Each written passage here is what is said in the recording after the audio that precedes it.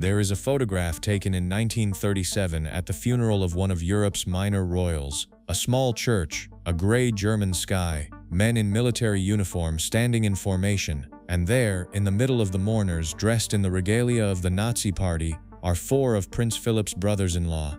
Not distant cousins, not embarrassing acquaintances the family could wave away with a suitably vague denial. Brothers-in-law, men who had married Philip's own sisters, men who sat at the same dinner table he did, men who would, had history bent a different way, have been seated at the wedding breakfast of the future Duke of Edinburgh and the woman who would become Queen of England. The photograph exists. It has always existed. And for the better part of half a century, the British royal family did what the British royal family has always done best with inconvenient truths. They said nothing. They arranged nothing. They simply waited, with the magnificent patience that comes from centuries of practice, for the story to become too old to matter. It did not become too old to matter. What happened to the women Philip called his sisters, the four princesses of Greece and Denmark, who married into the German aristocracy in the years before the Second World War, who lived inside the Third Reich as it rose and fell and burned, is one of the most buried stories in 20th century royal history. Not buried because it is obscure, buried because the people with the most interest in its remaining buried had access to the finest archival management money and inherited deference could provide. If you're enjoying this deep dive into the story, hit the subscribe button and let us know in the comments from where in the world you are watching from today. Philip himself almost never spoke about his sisters in any detail. A man who spent 7 decades giving carefully managed interviews about his own opinions on wildlife conservation and industrial modernization somehow found very little to say about 4 women who shared his childhood, his bloodline, and for a period of years, a world that was organizing itself around the extermination of millions of people. His reticence was itself a kind of statement. You do not work this hard at not talking about something unless the something is worth the effort. His sisters were Margarita, Theodora, Cecily, and Sophie. They were older than him. They were married and gone from his life before he was old enough to properly remember them in the household. And one of them died in a plane crash in 1937 in circumstances so strange, so densely connected to the political world of the Reich, that the questions around it have never been fully resolved. The family attended the funeral wearing Nazi uniforms, and Philip was there too, a schoolboy of 16 in a dark suit among the swastikas, watching his family exist inside a world he would later spend the rest of his life declining to discuss. What follows is the story of those 4 women, of the men they married and what those men did, of how the British royal family managed the problem of having Nazi relatives at the precise moment when being connected to the Nazi project had gone from being a fashionable geopolitical position to the worst thing a person could be, of the suppression and the silence and the slow, uncomfortable return of the history that the palace buried. And it begins not in Germany and not in Britain, but in a palace in Corfu that was not much of a palace, in a family that was not much of a royal family, with a boy who arrived into the world in circumstances so chaotic that the word precarious barely covers it. The family nobody wanted. Prince Philip of Greece and Denmark was born on June 10, 1921, on a kitchen table. The palace at Mon Repos in Corfu, despite being called a palace, was the kind of establishment where things happened on kitchen tables. The family that produced him was one of Europe's most energetically exported royal dynasties, the Greeks having imported their monarchs from the German and Danish aristocracies in the 19th century with the enthusiasm of a country that had recently achieved independence and felt that a proper royal family was the sort of thing that would help matters. His father was Prince Andrew of Greece and Denmark, who was a man characterized across his life by a specific quality of handsome uselessness that the European royal families of that era produced with a consistency that suggested it was being deliberately cultivated. Andrew was not malicious. He was not stupid in the crude sense. He was a man who had been born into a world that expected nothing practical from him, and who had met those expectations with perfect fidelity. His mother was Princess Alice of Battenberg. She was the great-granddaughter of Queen Victoria. She was born deaf, had learned to lip-read in multiple languages, had married Andrew at the age of 18, and was in virtually every important respect a more interesting person than her husband. She was also, in the years that followed Philip's birth, increasingly unwell in ways that the family did not know how to address and that eventually resulted in her institutionalization in a Swiss sanatorium in 1930, when Philip was 9 years old. There were 4 sisters before Philip arrived. Margarita was born in 1905, Theodora in 1906, Celia in 1911, Sophie in 1914, and then Philip in 1921, the youngest and the only boy, separated from his nearest sister by 7 years, effectively a different generation within the same family. By the time Philip was old enough to notice much about anything, his family was in crisis. Greece had lost the Greco-Turkish War, and the political fallout had landed with particular force on Prince Andrew, who had commanded troops during the conflict and who was now facing a court-martial in Athens that carried the very real possibility of a death sentence. Philip was 18 months old. His family evacuated Greece in 1922 on a British warship, the baby transported in an orange crate that had been repurposed as a makeshift crib, which is the kind of origin story that either breaks a person or makes them constitutionally unimpressible about everything that comes after. Andrew avoided execution. The family settled in France, in Saint-Cloud, outside Paris, in a house they rented from a relative, living on allowances from various other royal relatives who had more money and more stable countries. The household was not destitute, but it was precarious in the way that a certain kind of displaced aristocratic existence is precarious, comfortable enough on the surface with servants and a decent address, but always depending on the continued goodwill of wealthier connections, always one diplomatic falling out away from genuine difficulty. What the household was not, increasingly, was functional. Alice's mental health deteriorated through the 1920s. Andrew was absent with a frequency that suggested he found the presence of a wife in psychological crisis and 5 children to be more than his constitution could handle.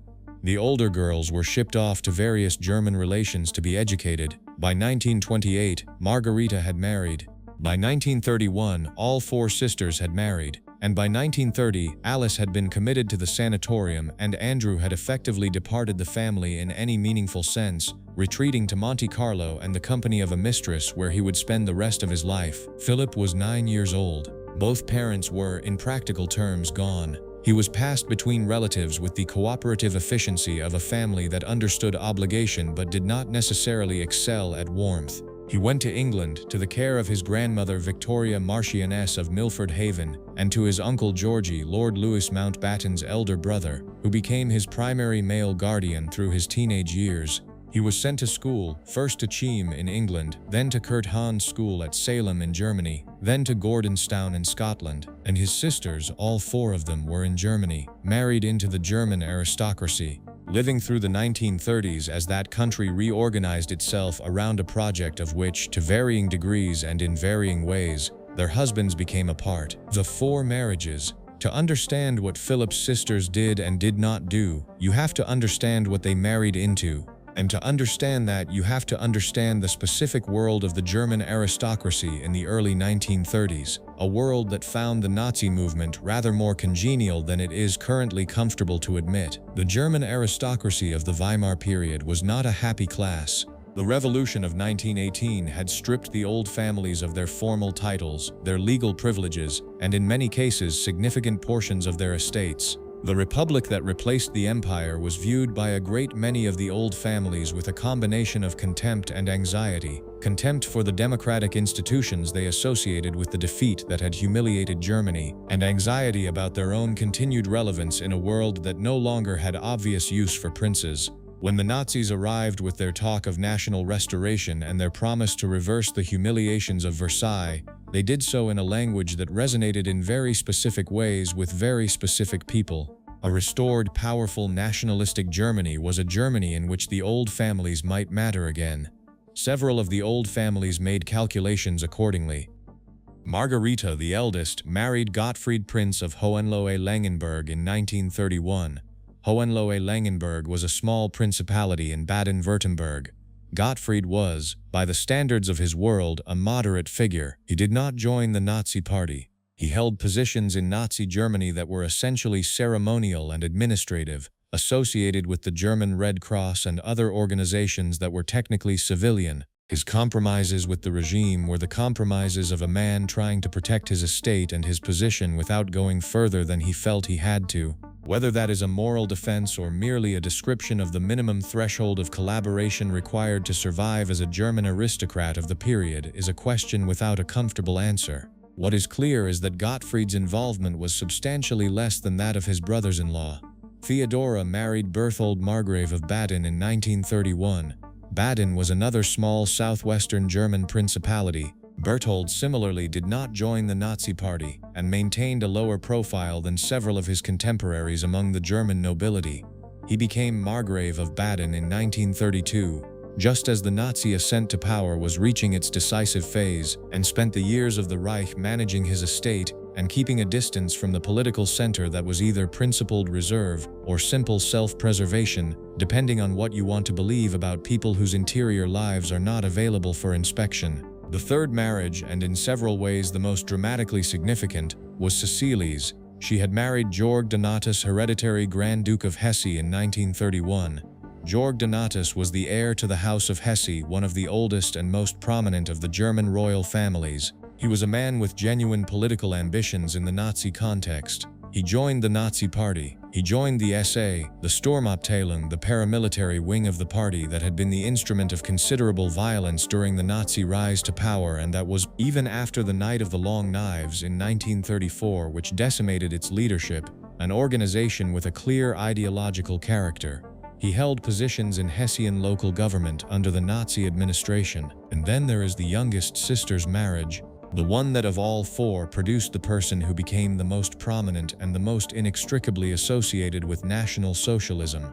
Sophie married Prince Christoph of Hesse in 1930. Christoph of Hesse was the brother of Georg Donatus, which meant that two of Philip's sisters had married brothers, and which meant that the Hesse connection ran through the family with a particular density.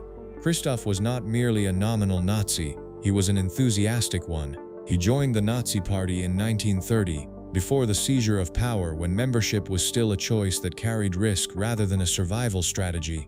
He joined the SS, Heinrich Himmler's organization. He reached the rank of Standartenführer, the equivalent of a full colonel. He worked for Göring's Forschungsamt, the intelligence and wiretapping operation that monitored telephone communications across Germany, including those of foreign embassies and German citizens suspected of disloyalty to the regime. Sophie herself joined the Nazi Party in 1937. These are the people Philip called his sisters and brothers-in-law.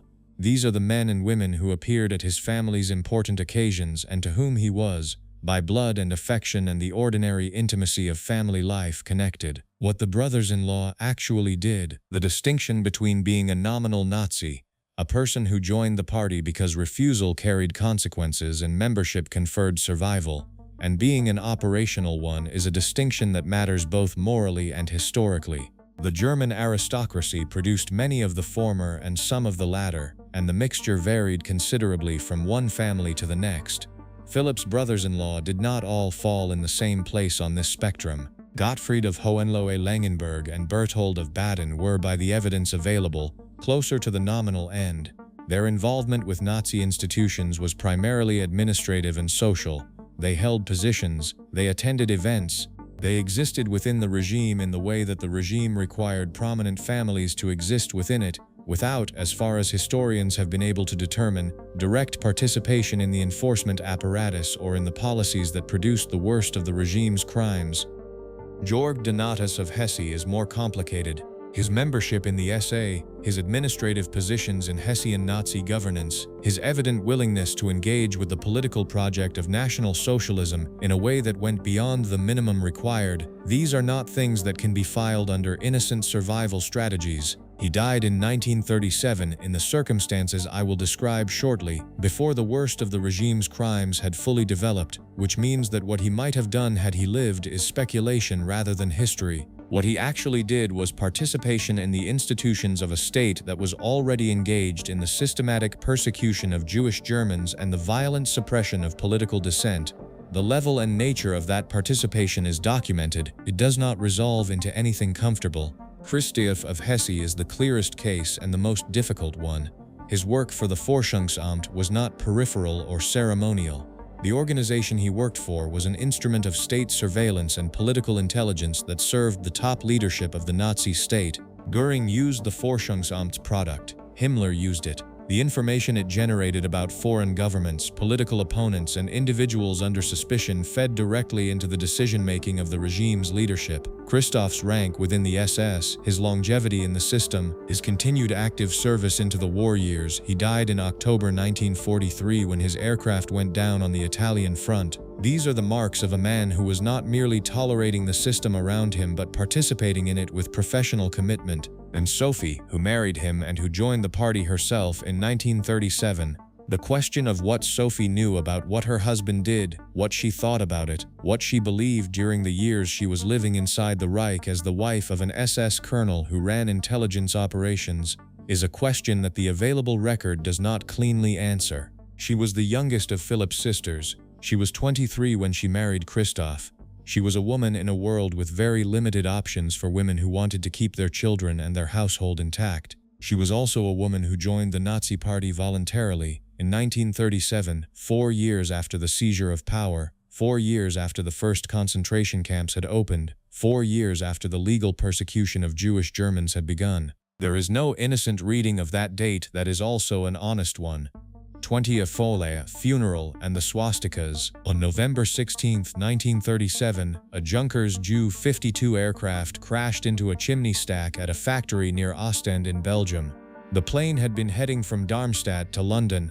Among the passengers were Philip's sister Celia, her husband Georg Donatus, 2 of their young children, Georg Donatus's mother the Dowager Grand Duchess of Hesse, and a lady-in-waiting. They were traveling to England for the wedding of Georg Donatus's younger brother Ludwig. All of them died. Cecilie was 26 years old. She was 8 months pregnant.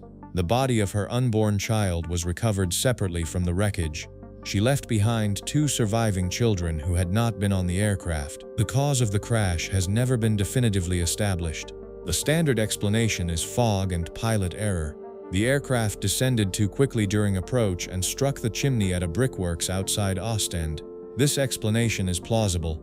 It is also, given the circumstances, conveniently simple. Some researchers have pointed to the dense fog that covered the region that day. Others have noted that the aircraft appeared to be flying significantly below a safe altitude and that the crew may have been attempting to navigate visually in conditions that made visual navigation essentially impossible. The inquiry conducted at the time reached no firm conclusions.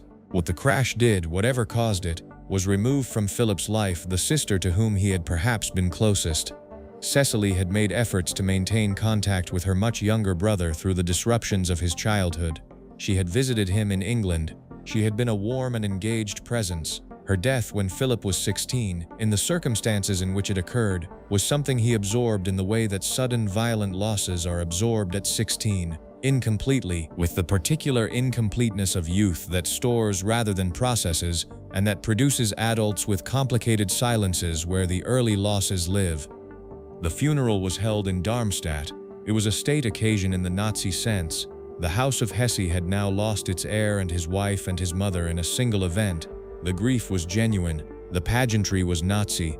Members of the Nazi leadership attended or sent representatives. The ceremony was conducted with the full apparatus of SS honor guards, party standards, and the other paraphernalia of public Nazi grief that had by 1937 become the mandatory aesthetic of death among Germany's prominent families. Philip was there. He stood at his sister's funeral as a 16-year-old, in a dark suit among men in SS uniforms and SA uniforms and the various dress regalia of a dozen Nazi organizations. His brothers-in-law were there in their party dress. Christoph of Hesse, his SS rank visible on his collar. Georg Donatus was in the coffin, but Georg Donatus's surviving brothers, including Ludwig, who had been the reason the family was flying to England in the first place, were there in their own Nazi Association's dress. The photographs from the funeral show what they show. They exist in archives in Germany and in British newspapers that covered the event at the time. They are not obscure. They were not hidden. They were published in 1937, and then they were, for most of the subsequent decades, not discussed in any serious context in relation to Philip's life and family history. Philip returned to school at Gordonstown afterward. He went on with his life. He maintained what contact he could with his remaining sisters through the years that followed, including through the war years, which created complications that are worth examining carefully. The war, and the problem of fighting your brothers-in-law's country. When Britain declared war on Germany on September 3, 1939, Philip was 18 years old, midway through his training at the Royal Naval College at Dartmouth, and in possession of a family situation that any reasonable person would describe as complicated. His mother was Greek by marriage, German by birth, and living in Athens, where she would spend the war years in increasingly difficult circumstances, eventually hiding a Jewish family in her apartment at considerable personal risk, an act of courage for which she was eventually recognized as righteous among the nations by Yad Vashem, though this recognition came decades after her death. His father was in Monte Carlo, largely removed from the proceedings of the war as from most other proceedings.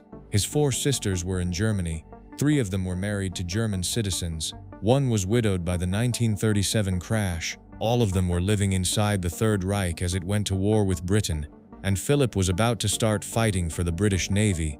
The formal genealogical situation was handled by the necessities of public relations. Philip, who was technically a prince of Greece and Denmark, was serving in the British Navy and had been doing so since 1939. His name, officially Philip Schleswig-Holstein Sonderburg-Glieksburg, was not the sort of name that played well in wartime Britain. He was listed in naval records simply as Philip, Prince of Greece. The surname issue would be resolved later after the war, when he naturalized as a British citizen and took the anglicized name Mountbatten after his mother's family. The German connections were not publicly discussed. The sisters in Germany were not mentioned. The Nazi uniforms at Cecily's funeral were not referenced. The war was ongoing, and this was precisely the wrong moment to raise questions about the royal family's German family ties, a problem that had already been managed once, barely, during the First World War, when George V had changed the family name from Saxe-Coburg and Gotha to Windsor in 1917, precisely because having a German name while German bombs were falling on British cities had become politically untenable. Philip's war record was genuine and distinguished. He served at the Battle of Cape Matapan in 1941, where the British Mediterranean Fleet caught the Italian Navy at night and sank 3 cruisers and 2 destroyers. His ship, HMS Valiant, was equipped with radar that the Italians did not have, and Philip operated the searchlights that helped illuminate Italian vessels for the guns. The battle was a British victory, and Philip's role in it earned him a mention in dispatches. He went on to serve in other theaters, including the Pacific, and he ended the war as a first lieutenant and second in command of a destroyer. None of this required him to address the question of what his brothers-in-law were doing on the other side, and he did not address it. Meanwhile, in Germany, Christoph of Hesse served in the Luftwaffe after his SS intelligence work, which is its own complicated history of institutional movement within the Nazi state. He was killed in October 1943 when his aircraft went down. He was 40 years old.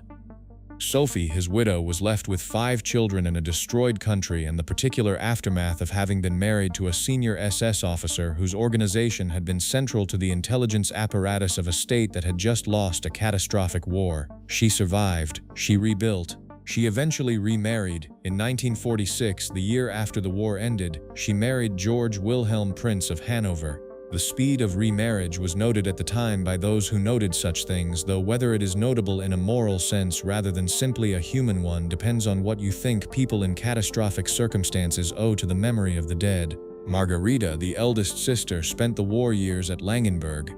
Gottfried, her husband, had by various accounts spent the war in positions that kept him away from the front while maintaining his connections with the party and state institutions that made normal aristocratic life in Nazi Germany possible. Margarita maintained the estate and raised their children. Theodora spent the war at Baden with Berthold, who served in the German military in ways that his family and subsequent accounts have been somewhat vague about. He was injured during the war. He survived. How the palace managed the problem. Philip married Princess Elizabeth on November 20, 1947. He had become Lieutenant Philip Mountbatten, RN, British citizen, the year before. He renounced his Greek and Danish royal titles. He had been received into the Church of England. He was, in the careful construction of his public identity, an English naval officer who happened to have been born in Corfu to a technically royal Greek family, not a German prince with Nazi brothers-in-law who had attended his sister's funeral surrounded by swastikas. The wedding guest list is worth examining. His three surviving sisters, Margarita, Theodora, and Sophie, were not invited to their brother's wedding. The official explanation, when one was eventually offered decades later, was that it was felt that the presence of German relatives at the wedding of the future queen and her consort, only 2 years after the end of a war in which Germany had killed, by the lowest credible estimates, 70 million people, might not play well with the British public. This is a perfectly sensible logistical and public relations calculation. It is not wrong. 2 years after the war, you did not put German relations of the groom in the front pew at Westminster Abbey and expect the newspapers to cover anything else. But the management of the German sisters was not simply a matter of one wedding guest list. It was an ongoing project of historical revision that continued for decades. When Philip gave interviews, and he gave many over his long life, the sisters were essentially absent. There are interviews spanning decades in which his family is discussed, his upbringing is discussed, his various relatives are discussed, and the four sisters barely appear. When they do appear, they appear as figures of generalized sympathy, women who had their own difficult lives, who had suffered the disruptions of wartime, rather than as women who had lived inside the Third Reich as wives and, in at least one case, members of the Nazi Party. The Windsor's German connections were a perennial subject of journalistic attention, and the palace response was always the same: minimal engagement, maximum waiting. The story of Edward VIII's Nazi sympathies was more dramatically documented and required more active management, including the suppression for decades of diplomatic documents that showed the extent of the former king's wartime contacts with German officials. Philip's sisters' connections were less dramatic in some ways and required less active suppression. They could simply be ignored. When the issue did come up, the framing deployed was one of helpless circumstance. The sisters had married before the Nazis came to power. They could not have known what would happen. The men they married were not the monsters of the SS death camps. They were aristocrats who had made accommodations with a regime that gave them little choice. Some of this is true, and some of it is not entirely false, and some of it is a careful selection of what to emphasize. It is true that the marriages took place in 1930 and 1931, before the Nazi seizure of power in January 1933. It is true that German aristocratic women of that era had limited options once married. It is true that the alternative to some degree of accommodation with the Nazi regime for a family with estates and children and roots in German soil was a severity of resistance that very few people manage under any circumstances. It is not true that the sisters had no choices at any point during the 12 years of the Third Reich. It is not true that membership in the Nazi Party as Sophie joined it in 1937 was a survival necessity rather than a choice. It is not true that Christoph's SS rank and intelligence work were the unavoidable consequences of having been born into a German family. These were things people chose, and they chose them in a context in which the nature of the regime was not mysterious or hidden from its prominent supporters. The palace did not say these things. The palace said nothing, which in the circumstances worked almost as well. Margarita, the survivor. Of the three sisters who outlived the war, Margarita was the eldest and in some ways the most publicly visible in the post-war period, which is not saying very much because all three of them maintained very low profiles after 1945. She had been born in 1905 and was therefore 40 years old when the war ended. She had lived the whole of her adult life, her entire married existence, inside Germany, the Hohenlohe-Langenburg estate in Baden-Württemberg, where she and Gottfried had their seat, was in the American occupation zone after the war, which meant that the immediate post-war years were ones of occupation and supervision and the particular humiliation of having American officers billeted in parts of a castle that had been in the family for generations. Gottfried had not been a Nazi Party member. This distinction in the denazification process that the Allies conducted after the war mattered considerably. The denazification courts, the Spruchkammern, categorized Germans into 5 groups ranging from major offenders to exonerated, and the categories had real consequences for what a person could do and own in post-war Germany. Gottfried's position as a non-party member gave him a significantly better starting position than his brothers-in-law who had been party members. He was categorized and cleared. The estate was returned to full family control. Hohenlohe-Langenburg is still, as of the present day, the seat of the Hohenlohe family. Margarita and Gottfried had 4 children who survived to adulthood. She lived at Langenburg, managing the estate and household, rebuilding what the war years had disrupted, in the way that aristocratic families across Germany rebuilt in the post-war period, carefully, quietly, with as little public attention as possible. She had been excluded from her brother's wedding in 1947. She was eventually welcomed back into his life, at least in the private sense. Philip maintained contact with his sisters through visits to Germany and through the family occasions that brought European royalty together regardless of what their various countries had done to each other in the past 40 years. The precise schedule and frequency of those contacts is not part of the public record in any detail that allows close examination, but it is clear that Philip did not simply discard his sisters as an embarrassment. He visited them, he cared about them. He was in Germany frequently enough through the post-war decades that the contacts were genuine rather than purely ceremonial. What he did not do was talk about them. The visits to Langenberg, the evenings with Margarita and Gottfried, the conversations that might have helped a public that knew almost nothing accurate about his family's wartime history, these were private, and they stayed private. Gottfried died in 1960. Margarita lived on as a widow at Langenberg until her death in 1981, having outlived not only her husband but Philip's mother Alice, who had died in 1969, and Theodora, who had died in 1969 as well. At the time of Margarita's death, Philip was 60 years old, the consort of the Queen for 33 years, one of the most recognizable figures in Britain, and the man whose sisters had attended Nazi Germany's social and political occasions in Nazi dress, who had never in 3 decades of public life been meaningfully called upon to address any of it. The questions were not entirely absent. There were journalists who wrote about the German connections. There were historians who documented the sisters' marriages and their husbands' affiliations. But the documentation remained in the academic literature and in the occasional magazine investigation, rather than becoming part of the mainstream public understanding of who Philip was and where he came from. Theodora, the Margravine. Theodora was the second of the 4 sisters. She was born in 1906 and married Berthold Margrave of Baden in 1931, the same year Margarita married Gottfried. Berthold succeeded to the marquisate in 1932, making Theodora a Margravine, a title with a certain historical grandeur that rather exceeded the practical circumstances of a small southwestern German principality in the 20th century. Berthold, like Gottfried, was not a Nazi Party member. He served in the German military during the war and was wounded. He returned to Baden after the war and devoted considerable energy to something that distinguished his post-war life from that of most of his contemporaries among the German aristocracy, the Salem School. Salem had been founded in 1920 by Kurt Hahn, the German educational reformer, on the Baden estate.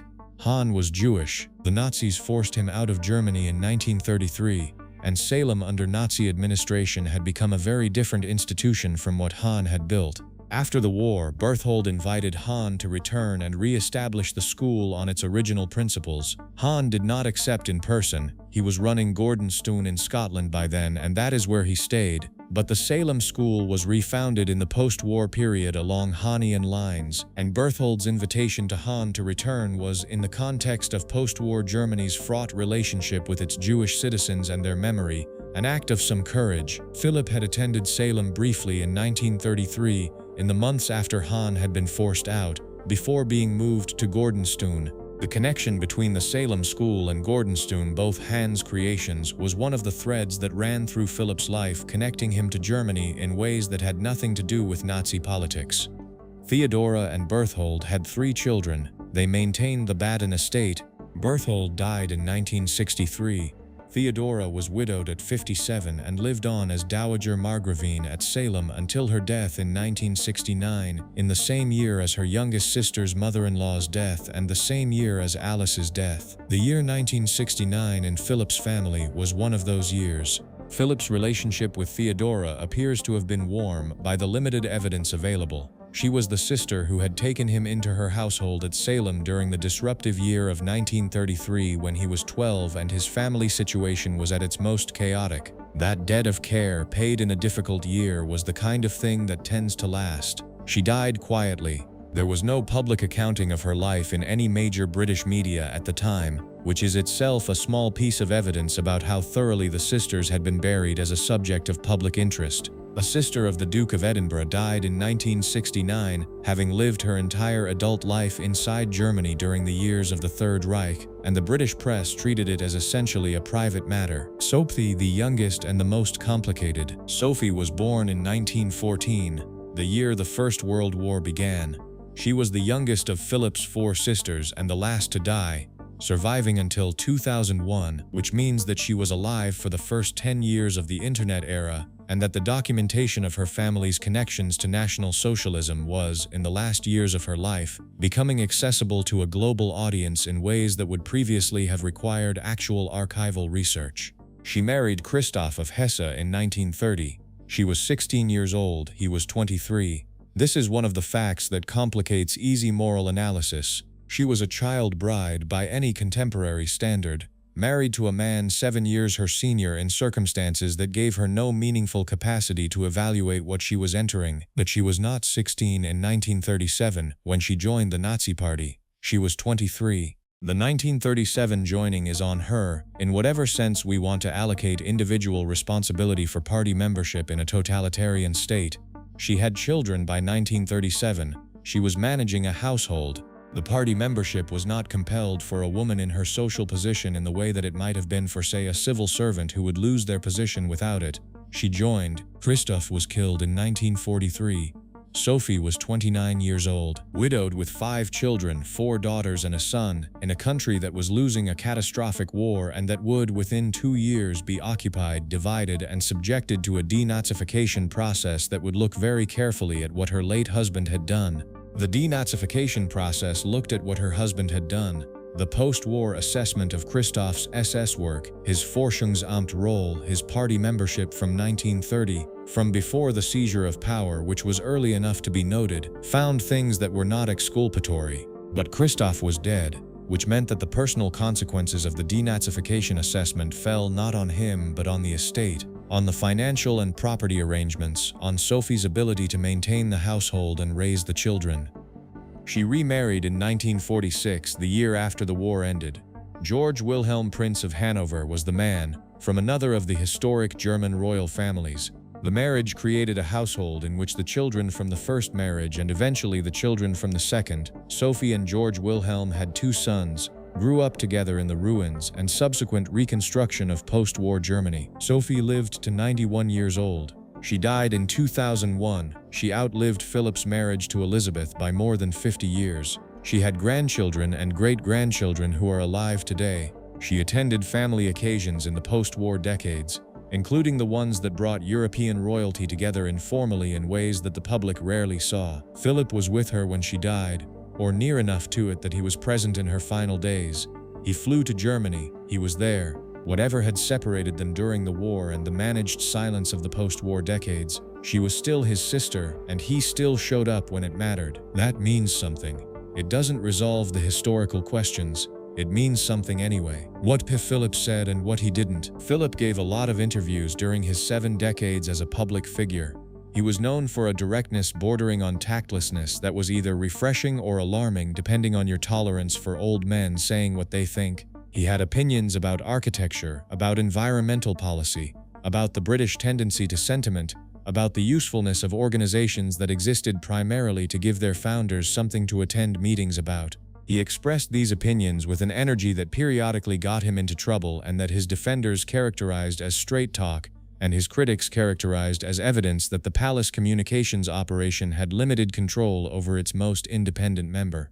He almost never talked about his sisters. The contrast between his volubility on virtually every other subject and his silence on this one is remarkable enough to constitute its own kind of evidence. A man who could express strong views about the design of modern buildings in an interview about something else entirely somehow had very little to add when the conversation turned to 4 women who had been central figures in the household of his early childhood. When pressed, and he was pressed occasionally by journalists who had done the research, he offered formulations that acknowledged the facts without engaging with them. Yes, his sisters had married German princes. Yes, those marriages had placed them inside Germany during the Nazi period. This was unfortunate. It was complicated. People had to make difficult choices in difficult circumstances, and that was essentially where he was willing to go. The one extended statement Philip made about the German connections that has entered the public record came in a 2006 documentary when he was asked about the 1937 funeral. He acknowledged that the photograph existed, that his brothers-in-law were in Nazi uniforms, that he had been there as a 16-year-old. He said something about the difficulty of the circumstances and the complexity of the family situation. He said, or implied, that he had not known exactly what the Nazi project was going to produce when he stood there in 1937, which is true in the literal sense that the full scope of the Holocaust was not apparent to most people, including most Germans, until it was further advanced. And then he moved on. What was absent from that statement, and from all his public statements on the subject, was any reckoning with the specific things his brothers-in-law did. Not the general atmosphere of Nazi Germany, which can be discussed at a comfortable level of generality, the specific SS rank, the specific intelligence work, the specific party membership from 1930. These things were never acknowledged, named, or grappled with in any public statement Philip made. The palace maintained the same position it had maintained for decades: minimal engagement, no amplification, wait for the story to cycle through to something else. It was an effective strategy. It worked for a very long time. Alice, the mother who came back. Before going further with what happened to the sisters, it is worth pausing on Alice, Philip's mother, because her story is the one that most dramatically scrambles any simple narrative about the Greek royal family and the Third Reich. Alice of Battenberg had been committed to a psychiatric institution in 1930. She was there for 2 years. The diagnosis was schizophrenia, and the commitment was authorized by her husband and arranged with the involvement of a Freudian psychiatrist of some eminence. There are historians who have argued that her treatment, which included X-ray radiation of her ovaries on Freudian grounds that link schizophrenia to sexual frustration, was closer to abuse than medicine. She was released in 1932 and spent the next years living variously in Germany, England, and eventually Greece, where she settled in Athens in the mid-1930s and began, slowly and with considerable difficulty, to rebuild something. She founded a nursing order, the Christian Sisterhood of Martha and Mary. She worked, she raised money, she organized. She was, by the late 1930s and into the war years, a woman who had survived institutional psychiatry and a broken marriage and the complete dissolution of her family, and who was doing something useful with the time she had. When the German occupation of Greece began in 1941, Alice was in Athens. She stayed. She did not leave the country. She did not flee to England, though she might have arranged it. She stayed in Athens through the occupation, and what she did during those years is the most morally significant thing any member of Philip's immediate family did during the Second World War. She hid Rachel Cohen and her family. Rachel Cohen was the widow of a prominent Greek Jewish man, and when the deportations of Greek Jews began in 1943, Alice sheltered Rachel and members of her family in her apartment on Xenophontos Street in Athens. She did this while the Gestapo was active in the city. She did this for the duration of the occupation. She did this in the knowledge of what the consequences of discovery would be. She never told Philip about it during her lifetime.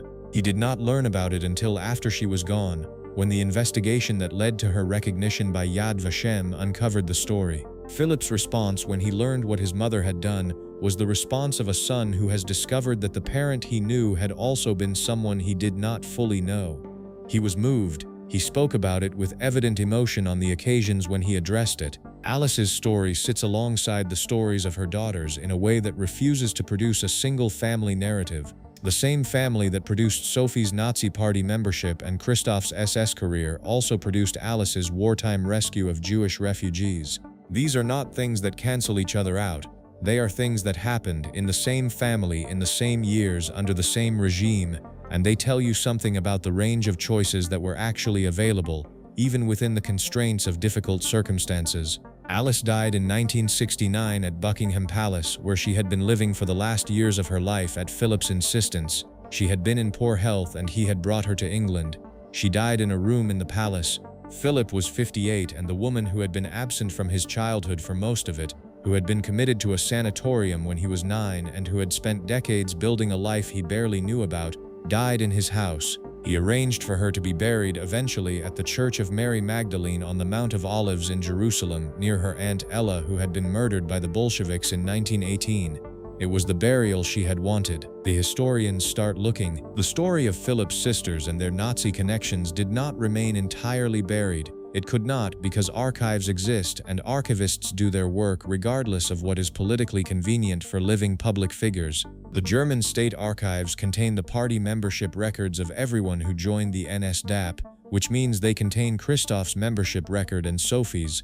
The military records document Christoph's SS rank and his service record. The records of the Forschungsamt, while partially destroyed at the end of the war, contain enough documentation of its operations to establish what the organization did and who ran it.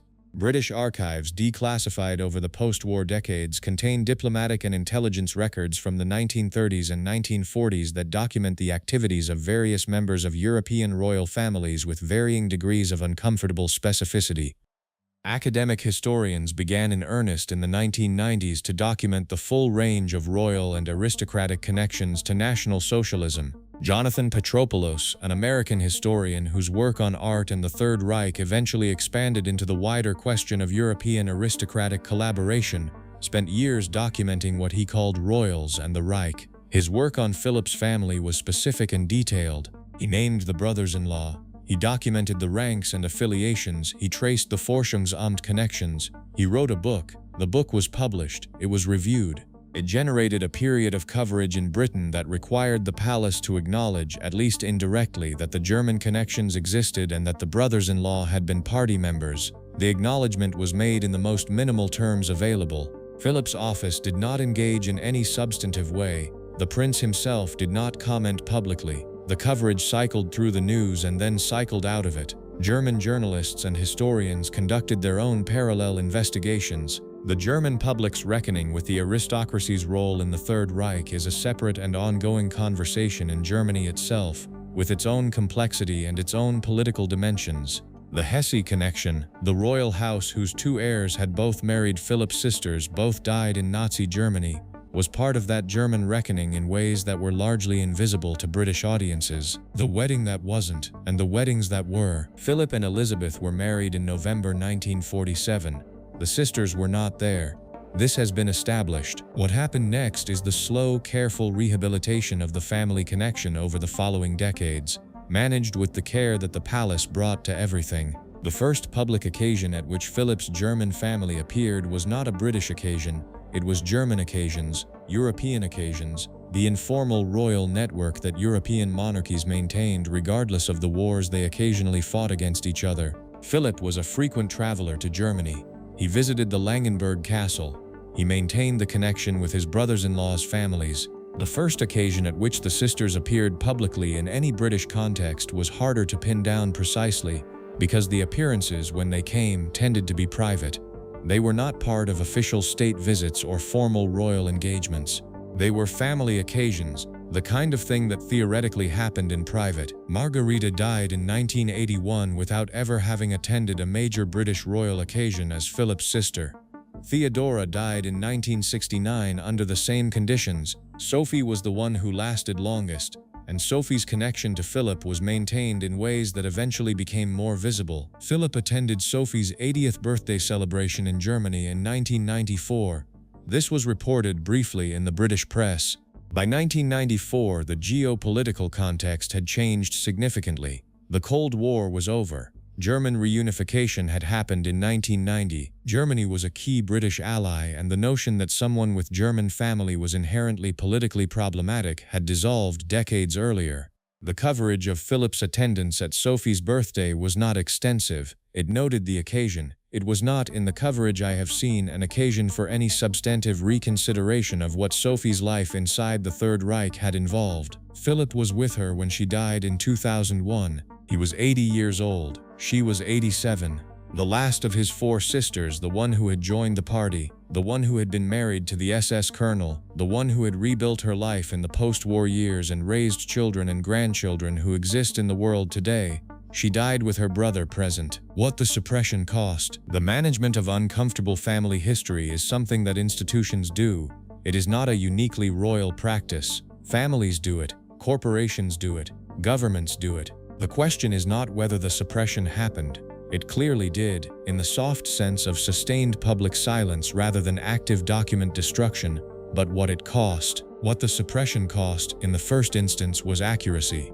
British public understanding of who Philip was and where he came from was shaped by the managed version of his biography, rather than the full one. The German sisters existed in the public consciousness, to the extent they existed at all, as vague figures of wartime tragedy, rather than as specific people with specific affiliations who had made specific choices during specific years. That is a significant difference. What it cost, in the second instance, was the possibility of a real reckoning. Germany itself has gone further in addressing the complicity of its aristocratic class with the Third Reich than the British public conversation about the same aristocrats has gone, partly because the German conversation was about German history and partly because the people involved were mostly German. The British version of the conversation, to the extent it happened at all, was always about protecting Philip rather than about understanding history. The result is that the history remains less understood than it could be. What it cost, in the third instance, is harder to name precisely but worth attempting. Philip grew up in a family that was fragmented and displaced, and he built his public life on a carefully curated version of that family that excluded the parts that were inconvenient. The emotional cost of that curation, of spending 7 decades publicly performing a biography that omitted 4 of your sisters and the world they lived in, is something only he could have told us, and he chose not to. The clues in his silences are the best we have. Christoph's children and Sophie's grandchildren. The story does not stop with Sophie's death in 2001. It extends, as all family stories extend, into subsequent generations. Christoph and Sophie had 5 children: Christina, Dorothea, Karl Adolf, who died young, Rainer, and Christoph. The surviving children grew up in post-war Germany, under the complicated inheritance of their father's SS record and their family's connection to the British royal family. They existed in 2 worlds that were, in the post-war decades, not entirely comfortable with each other. The eldest daughter, Christina, married Andrei Karađorđević, a Serbian royal, in 1956. She lived in various countries over the subsequent decades and maintained a relatively private life. Dorothea married Friedrich Karl, Prince of Windisch-Gratz, in 1959. Rainer became the head of the House of Hesse's Kassel branch. He died in 1999. The youngest surviving son, also named Christoph, followed his father's name into a life that the historical record does not document in the same detail as his father's, which is itself a consequence of his father's death in the war before the worst of the documentation had accumulated. What these children inherited, beyond the estates and the titles and the family connections, was a specific historical problem: a father who had been an SS colonel and a Forschungsamt intelligence officer, a mother who had been a Nazi Party member, and a great-uncle who was the Duke of Edinburgh. The triangle of those 3 facts produced a family situation that required considerable management across multiple generations. The Hesse archives in Darmstadt, which contain documents relating to the family's wartime history, have been the subject of ongoing historical research. The family's relationship with those archives, what has been made available, what access has been provided to researchers, what has been restricted, is itself a subject of some academic discussion. Archival access is always a form of argument about the past. Philip's grandchildren, the current generation of the British royal family, are by genealogy related to Christoph of Hesse's grandchildren. Family occasions that bring European royalty together would in principle bring these people into contact with each other. Whether they do in practice and in what spirit is not part of the public record. The documentary and the delayed reckoning. In 2006, the first major British documentary to directly address Philip's German family connections was broadcast. It featured Philip himself, in one of the rare instances in which he spoke directly about the sisters and their wartime circumstances. The documentary was titled Something Innocuous. It covered his early life, it covered the exile, the displacement, the various schools, the naval career, and it contained the moment where he addressed briefly the 1937 funeral. He acknowledged the Nazi uniforms. He offered the context of the 16-year-old who was there for his sister's funeral, not for a political demonstration. He said something about the difficulty of understanding, at 16, exactly what you were standing in the middle of. The documentary was received with a combination of appreciation and frustration. Those who appreciated it felt that Philip had at last said something rather than nothing. Those who were frustrated noted that saying something about the funeral did not address the deeper questions about the brothers-in-law's affiliations, Sophie's party membership, the suppression of the connections in the post-war decades. The documentary opened a door and then did not walk through it. It was, however, the opening of something. The 2006 broadcast coincided with a period in which the broader question of royal and aristocratic connections to the Third Reich was getting more sustained academic and journalistic attention. Patropoulos's book was already in circulation. The German debates about aristocratic collaboration were generating material that English-language historians were beginning to engage with. The story was not buried anymore, not in the academic sense. It was available, it was documented. Anyone who wanted to understand Philip's actual family history had access to enough material to construct a reasonably accurate account. What it remained was not widely known. The gap between what is documented in specialized literature and what forms part of the general public's understanding of a public figure is always large, and in this case it remained very large indeed. Philip's death and what came after. Philip died on April 9, 2021. He was 99 years old, 10 weeks short of his centenary. He had been in poor health through the early months of 2021 and had spent more than a month in hospital. He died at Windsor Castle with the Queen present, in the way that long lives sometimes end, in the right place with the right person, in a moment that is both complete and insufficient. The coverage of his death was enormous, as the coverage of the death of a 99-year-old who has been the consort of the Queen of England for 73 years tends to be. It covered his naval career, his relationship with Elizabeth, his children, his grandchildren, his various controversies, his views on the environment, his support for Prince Philip's award program, his wit, his occasional tactlessness, and the various versions of himself he had presented to the public across a very long life. The German sisters appeared in some of the coverage. They had become, in the years since the 2006 documentary and the Petropolis book, a known part of his biography. The coverage was not uniformly avoiding the subject, the way it would have been 20 years earlier. But even in the coverage of his death, the German connections tended to appear as biographical color rather than as something that required sustained engagement. The framing was still, in most of what was written, one of complex family circumstances in difficult times. The specific names and the specific affiliations and the specific choices were present in some accounts and absent in others. The questions that remained unresolved at Philip's death are the questions that remain unresolved now. They are not questions about whether the facts are true. The facts are documented. They are questions about what the facts mean, about how to hold together the full picture of a man who served with distinction in a war against the country his sisters lived in, whose mother rescued a Jewish family at personal risk, whose brothers-in-law wore SS uniforms to his sister's funeral. The full picture is not flattering. It is also not simple. These are usually the pictures that tell you the most about the people in them. If you find this story engaging, please take a moment to subscribe and enable notifications. It helps us continue producing in-depth content like this. The Hesse connection and its long shadow. The House of Hesse deserves more examination than it has typically received in the English language literature on Philip's family, both because of its direct connection to two of his sisters and because of the broader significance of the Hesse family in the history of Nazi aristocratic collaboration. The Landgrave of Hesse Castle was one of the most prominent aristocratic supporters of the Nazi regime in its early years. Philip of Hesse, who was connected to Georg Donatus and Christoph through the complex relationships of the Hessian royal family, was the man Hitler used as an informal diplomatic messenger to Mussolini in the early years of the Rome-Berlin relationship. He flew to Rome to carry messages between the two dictators. He was trusted with sensitive political communication because he was an aristocrat with social access to the Italian royal court, the kind of access that official diplomatic channels could not provide. He was sufficiently prominent and sufficiently useful to the regime that when he fell from favor in 1943, following his wife Mafalda's arrest by the Gestapo, a story I will return to, the fall had the character of a betrayal by someone who had genuinely expected protection. Mafalda of Hesse, Philip's wife, was the daughter of the King of Italy. She was arrested by the Gestapo in 1943 following Italy's armistice with the Allies, an event that Hitler interpreted as betrayal and that he chose to punish through the families of Italian royals who had influential German connections. Mafalda was taken to Buchenwald concentration camp. She died there in 1944 of injuries sustained during an Allied bombing raid, a death in a concentration camp that her own country's alliance with her husband's country's government had placed her in.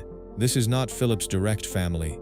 Philip of Hesse is connected to Georg Donatus and Christoph through the broader Hessian royal connection rather than through the marriages to Philip's sisters specifically. But it illustrates the world that Philip's sisters were inside, a world in which aristocratic Nazi supporters could end up watching their wives die in the concentration camps of the regime they had served, in which the distinctions between collaborator and victim collapsed in ways that even those doing the collaborating had not anticipated. It also illustrates how the history of the German aristocracy in the Nazi period does not resolve into simple moral categories. People who served the regime were also sometimes destroyed by it. Families who had staked their futures on the Nazi restoration of German greatness found that greatness ending in Buchenwald and firebombed cities and unconditional surrender. Philip's sisters experienced a version of this as well, though a substantially less catastrophic one. They were on the wrong side of history in the sense of being inside Germany and inside the Nazi system when it collapsed. Two of them were widowed by the war. One lost her husband at the very height of his SS career. The other lost her husband in the 1937 crash before the war had even begun, before the full scope of what the regime was going to do had become apparent. All of them rebuilt, in the rubble and the difficult years, something that allowed them to live out their lives. The Albert question. There is a question that runs beneath all of this, and that neither Philip's published statements nor the palace's careful management of his biography ever fully addressed. It is the question of what Philip knew when he knew it and what he thought about it. This is not a question about whether Philip himself was a Nazi sympathizer. There is no serious evidence that he was. His naval service against Germany was genuine and was accompanied by genuine commitment to the British cause. His behavior throughout his public life showed no ideological sympathy with fascism or with any of the ideas that had organized the regime his brothers-in-law served. The question is a more intimate one. Philip was a young man in 1933, 1934, 1935, 1936, 1937. He was visiting Germany during these years at the Salem School and through family connections. He was old enough by the mid-1930s to observe what was happening around him. He attended the 1937 funeral surrounded by Nazi symbols. He had sisters who were living inside the Reich and brothers-in-law who were party members. What did he see? What did he understand? What did he think at 16, at 17, at 18, as the regime his sisters were embedded in moved toward the war that would eventually make him its enemy? He did not tell us, he chose not to tell us. The silence was his own before it was the palace's management strategy, in the sense that he was the one who chose not to speak, and the palace was managing a silence he had already established. What we can say is that his mother's example was available to him. Alice, who had found a way to act within the Nazi occupation of Greece with a moral clarity that produced genuine good for real people, was a model of what was possible even inside deeply constrained circumstances. Whatever Alice thought about the sisters' choices, and she never, as far as the record shows, said anything about it directly, she demonstrated through her own actions that the constraints of the period were real but not absolute. Philip had Alice as a model. He had his sisters as counter-examples, or at least as examples of how the same family could produce very different responses to the same historical circumstances. He processed all of this in silence for 7 decades, and then he died. What the palace gets away with and why. The management of Philip's German family connections is not unique in the history of the British royal family's management of inconvenient truths. It sits alongside the suppression of Edward VIII's wartime contacts with Nazi Germany, contacts that were documented in the captured German Foreign Ministry archives and that the British and American governments agreed to keep classified for decades, partly at the explicit request of the royal family. It sits alongside the long delay in acknowledging the full extent of the family's German origins, the name change from Saxe-Coburg to Windsor, the cultural effort to present the Windsors as quintessentially British in a way that required constant management of their extremely German family tree. The British royal family has been managing its German connections for more than a century. It has gotten very good at it. The mechanisms of the management are worth identifying because they are not unique to royalty. They are available to any institution with sufficient social deference and sufficient control over its own presentation. The first mechanism is access management. Journalists who want to cover the royal family depend on cooperation from palace communications. Sustained adversarial coverage of embarrassing historical material is not compatible with the kind of access that makes royal journalism commercially viable. The calculus is not crude. Nobody is directly told not to write about the Nazi brothers-in-law in exchange for an exclusive interview. But the long-term logic of the relationship between the press and the palace has consistently produced coverage that is broadly sympathetic and that does not pursue inconvenient historical angles with the kind of sustained attention that academic historians bring to the same material. The second mechanism is the combination of respect and pity. A story about a man's sisters who made difficult choices in a terrible time can be told as a moral indictment, or it can be told as a human tragedy. The palace consistently made its own framing of the sisters as the tragic figure version available to journalists who wanted to tell the story at all. The framing is not entirely dishonest. There is genuine tragedy in these lives, but it is a choice about what to emphasize that systematically avoids the harder questions. The third mechanism is simply time. Philip died at 99. His sisters all died in the second half of the 20th century, most of them before the internet made archival research broadly accessible. The moment at which the most comprehensive public reckoning might have been demanded, the 1970s and 1980s, when all four sisters were still alive and the war was still within living memory, was also the moment when the palace's control over the narrative was strongest and the public interest in pressing the question was most effectively managed. By the time the internet arrived and archival access expanded and historians began publishing detailed accounts, the people who could have been held accountable in any meaningful sense were mostly dead. The Cicely mystery revisited. It is worth returning to Cicely's death in 1937 because the crash that killed her has never been fully explained and because the circumstances around it have generated questions that the standard fog and pilot error explanation does not fully satisfy. The standard account is straightforward. A Junkers Ju-52, one of the most common aircraft in the German civil aviation fleet of the period, takes off from Darmstadt heading for London. The weather is poor. Fog is reported in the area of Ostend. On final approach to the airfield at Ostend, the aircraft descends below a safe altitude and strikes the chimney of a brickworks outside the airport. The crash kills everyone on board. End of story. The questions start with the altitude.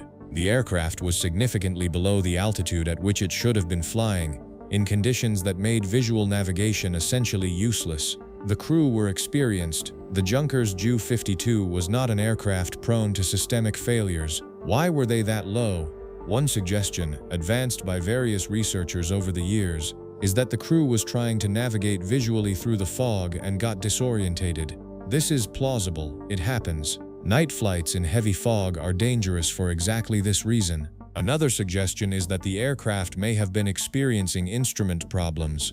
This is less documented but cannot be entirely ruled out. A third category of questions concerns not the cause of the crash itself, but the passenger list.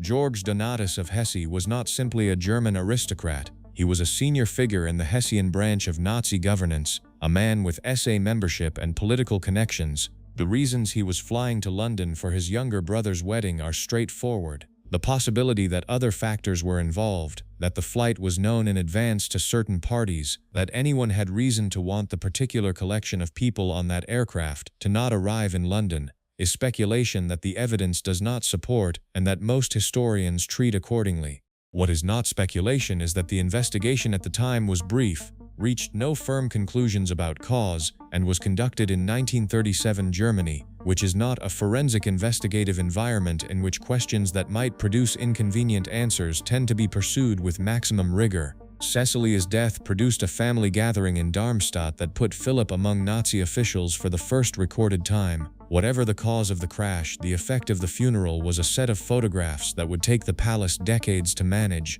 The grandchildren inherit the silence. Philip's children, Charles, Anne, Andrew, Edward, grew up in a family that did not discuss the German sisters in any public way. The nature of what they knew, what they were told, what they understood about their father's complicated family background is not part of the public record in any detail. Charles has discussed his father's family background in the general terms that are publicly available: the exile from Greece, the difficult childhood, the naval career. He has not, in anything publicly available, addressed the German sisters' Nazi connections in any substantive way. His own public statements on the Second World War, on Holocaust remembrance, on the importance of confronting difficult history, have been consistent and genuine in their register. What relationship that public commitment has to the private knowledge of his own father's family situation is something only he could say. The grandchildren, William, Harry, and the others, are further removed from the wartime history and the sisters' generation. The photographs from Cecily's funeral, the SS rank of Christoph of Hesse, the party membership of Sophie, these are history to them, not memory. They are documented facts about great-aunts they never met, rather than present-tense complications to be managed, but the history is still there. It is in the archives, it is in the books, and the family's relationship to it, acknowledged in some minimal sense since the 2006 documentary, never fully engaged with in any public way, is still, in the strictest sense of the word, unresolved. The pattern of managing embarrassing history by waiting for the subjects to die and then maintaining a respectful distance from the difficult material is very effective. It does not, however, make the material disappear. The historians found it, the archivists found it. The internet made it available, and the story that the palace spent half a century ensuring would not become part of the mainstream public understanding of Philip's biography has now become, in the years since his death, more widely known than at any previous point. What is Owe and to whom? There is a version of this story that ends with a clear verdict. Philip's family was connected to National Socialism, the palace suppressed the story, and the suppression was a disservice to truth that we should regret. This version is not wrong, but it is incomplete. There is another version that ends with a plea for context. These were complicated times. The sisters were women with limited choices. Philip himself served against the country his sisters lived in, and his mother's rescue of Jewish refugees in Athens demonstrates that the family was not monolithic. This version is also not wrong, and also incomplete. The complete version, which is the one that history demands and that comfort consistently resists, holds all of these things at once. The sisters made choices. Some of those choices were more constrained than others. Christoph's SS career was not the same kind of thing as Gottfried's minimal administrative involvement. Sophie's 1937 party membership was not the same as Theodora's continued distance from the party. The family was not a unit. It was 4 individual women who navigated the same terrible decade with very different results. Philip's silence was itself a choice, maintained over 70 years, in a position that gave him more resources to break that silence than most people have. He chose not to. Whether that choice was primarily personal, the protective instinct of a brother who loved his sisters and did not want them further damaged by posthumous scrutiny, or primarily political, the calculation of a man who understood exactly what the palace's interest in the story was, is something we cannot know with certainty. Probably both. What we owe in thinking about this material is not to either of the incomplete versions. We owe honesty about the full range of what happened, about the spectrum of choices that were made, about the suppression that followed and the costs of that suppression. We owe attention to the specific rather than comfort in the general, and we owe some skepticism about any family narrative, particularly one maintained by institutions with significant interest in its maintenance, that is too clean to be entirely true. Philip's family story is not clean. It was never clean. The kitchen table in Corfu, the orange crate on the warship, the 4 sisters marrying into a country that was about to become the most destructive regime in modern history, the mother hiding Jewish refugees in her Athens apartment, the 16-year-old standing at his sister's funeral in a dark suit surrounded by swastikas. None of this resolves into a neat lesson or a satisfying judgment. It resolves into what it was, a family, doing what families do, which is surviving whatever era they happen to be alive in, making choices that their circumstances shaped without entirely determining, and leaving behind a history that the next generation has to decide what to do with. The story that wouldn't stay buried. The palace's management of Philip's German family connections was, by the measure of its stated objective, keeping the story from becoming a central part of the public understanding of the man, largely successful for most of his lifetime. But the story did not stay buried. It came back, as buried stories do, through the patient work of historians who cared more about accuracy than about the comfort of living public figures. Jonathan Petropoulos published his work. German historians published theirs. The Hesse archives were open to researchers. The documents that established Christoph's SS rank and Forschungsamt work were available and were cited. The family's party memberships were documented in the NSDAP records held in German state archives. And then there was the period after Philip's death, when the constraints on discussing living people's family connections loosened, as they always do, and the journalism that had been careful during his lifetime became more direct after it. The current state of public knowledge is approximately this. A reasonable number of people who follow royal history know that Philip had 4 sisters, that all 4 were married to German aristocrats, that at least 2 of their husbands were Nazi party members, that one was an SS officer, and that Philip attended his sister's 1937 funeral where Nazi uniforms were prominently displayed. This is substantially more widely known than it was in 1990 or even 2000. What is still not widely known, What remains in the specialist literature rather than the general public consciousness is the specific detail, the Forschungsamt, the SS rank, the Standartenführer, the intelligence work that Christoph conducted for Göring, Sophie's 1937 party membership, 4 years into the Reich when the party was not a survival necessity for an aristocratic woman in her position. These specifics make the story harder to tell in the comfortable framing that the palace preferred: complicated times, limited choices, tragic circumstances, because they are not the marks of people who were minimally complying with unavoidable requirements. They are the marks of people who chose. The story continues to be told. Documentaries, books, articles, web searches. The palace's management worked for half a century, and then it stopped working, as all such management eventually stops working, when the time, the archives, and the historians are sufficient to the task. Philip's world and ours. There is one last thing worth saying about this story, and it has to do with what it means to know it. Philip died in 2021. The world in which he lived his public life, the post-war order, the managed memory of the Second World War, the institutional deference to monarchy that characterized most of his decades in public, has changed substantially. The generation that fought the war is gone.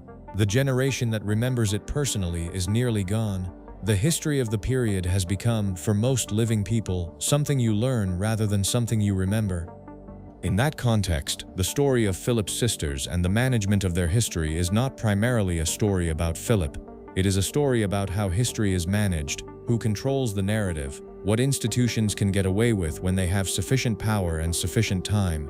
It is a story about the gap between what is documented in archives and what forms part of the public understanding of the past. And it is a story about the costs of managed silence. Costs that fall not primarily on the institution doing the managing, but on the public's capacity to understand its own history. The British royal family did not invent the management of inconvenient history. Every institution does it.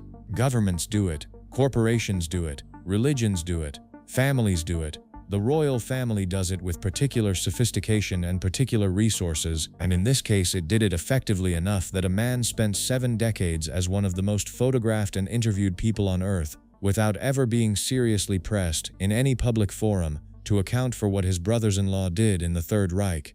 That is a remarkable achievement in narrative management.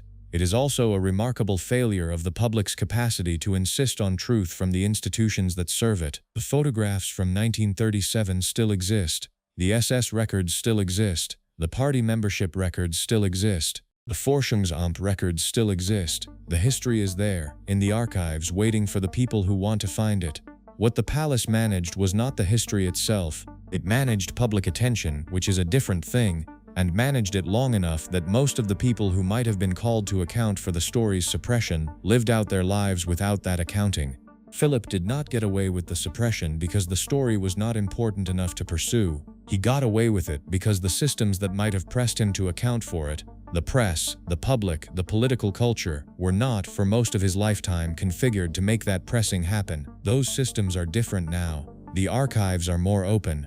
The historical literature is more detailed. The public appetite for complete biographical accounts of major public figures, accounts that include the uncomfortable material rather than setting it aside, is larger than it has ever been. The story of Prince Philip's brothers-in-law was buried. It didn't stay buried. And the story of why it took so long to surface, and what the surfacing cost and who paid the cost, is at least as interesting as the original history it concealed. What remains: there is a grave in Wolfsgarten, at the private burial ground of the Hesse family, where Cecily was buried after the 1937 crash. Her husband Georg Donatus is there. Their children who died in the crash are there. The headstones are simple by the standards of royal burials. The inscriptions are in German. Philip was never particularly public about his visits to the site, to the extent that he visited it. His private connection to his dead sister, to the woman whose funeral he attended at 16 in the company of Nazi officials, and who died before the worst of the regime she was embedded in had fully developed, that is not something the available record allows us to access. What the record allows us to access is the structure of what happened. A family broken by exile and displacement. 4 sisters married into a country that was reorganizing itself around a catastrophic political project. 2 of their husbands joining that project with enthusiasm. 2 others with the minimal compliance of men trying to protect their estates. 1 sister joining the party herself, years into the regime. as an adult with full awareness of what she was joining, a war that put Philip on the opposite side from the country his sisters lived in, a post-war silence maintained for decades with the resources of one of the world's most powerful public relations operations. And then, slowly, the archive opening, the historians arriving, the full picture becoming, at last, something that the interested public could find. The full picture is not flattering to anyone. It is not supposed to be flattering. History at its most useful is not flattery. It is the record of what people actually did, as completely as it can be reconstructed, so that the people who come after can understand what the choices looked like from inside and what they produced from outside. Philip's family, in its full and unmanaged form, is the record of what the choices looked like and what they produced. It is complicated and it is human and it is not resolved into anything comfortable. And the fact that it took so long to become part of the public understanding of who he was says something about power, about deference, about the institutions we allow to manage our understanding of the past. The photograph from 1937 exists. It has always existed.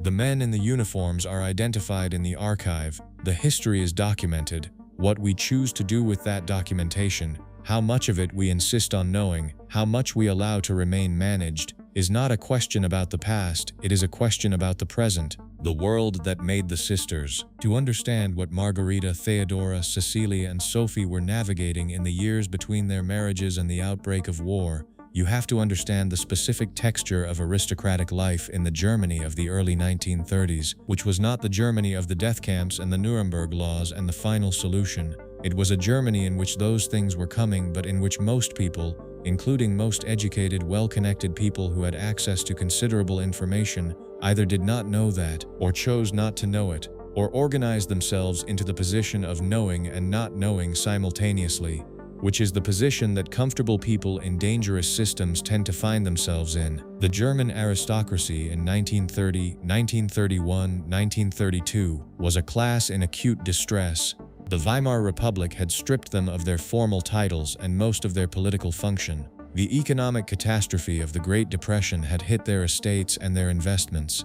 The Republic itself was unstable in ways that were generating enormous political anxiety. Between 1930 and 1932, Germany went through a series of elections in which extremist parties on both left and right were gaining at the expense of the moderate center. The communist vote was rising.